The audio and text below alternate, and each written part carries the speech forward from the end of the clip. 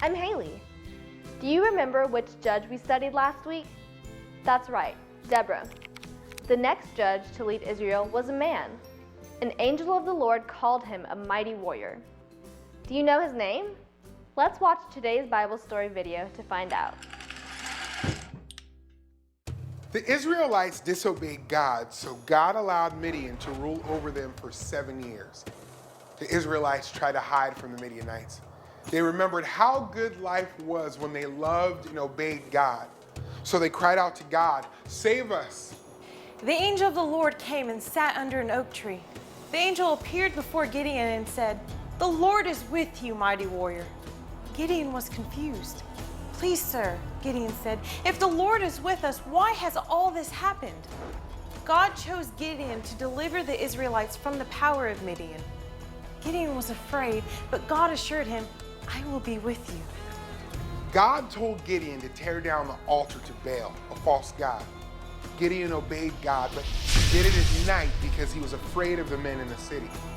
Sometime later, Gideon blew the ram's horn. The men in his tribe and in the 4 northern tribes gathered behind him, ready to fight.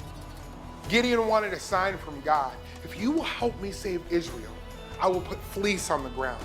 If the fleece is wet with dew, but the ground is dry, I will believe you." That is exactly what happened.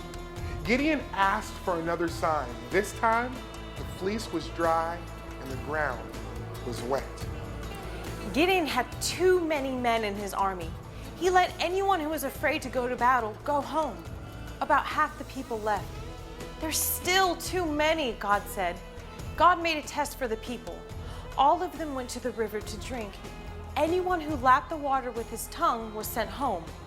But whoever knelt and used his hand to bring up the water could stay. 300 men remained. The next day, Gideon and the army ran down toward the Midianite camp. They carried torches, blew their trumpets, and shattered the pitchers that were in their hands. God turned the swords of the Midianites against each other. Everyone in the Midianite army ran away. Gideon pursued the kings of Midian and killed them.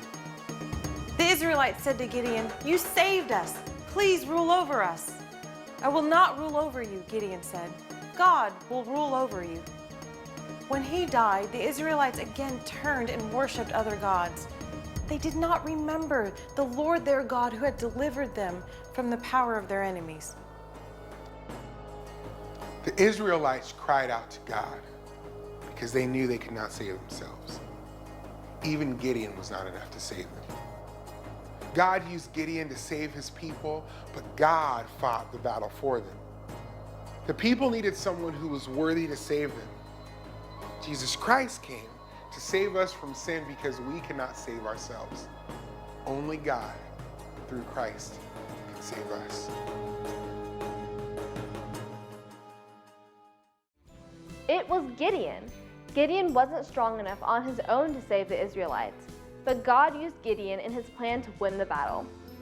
Like the Israelites, we need to be saved too, but our battle is against sin.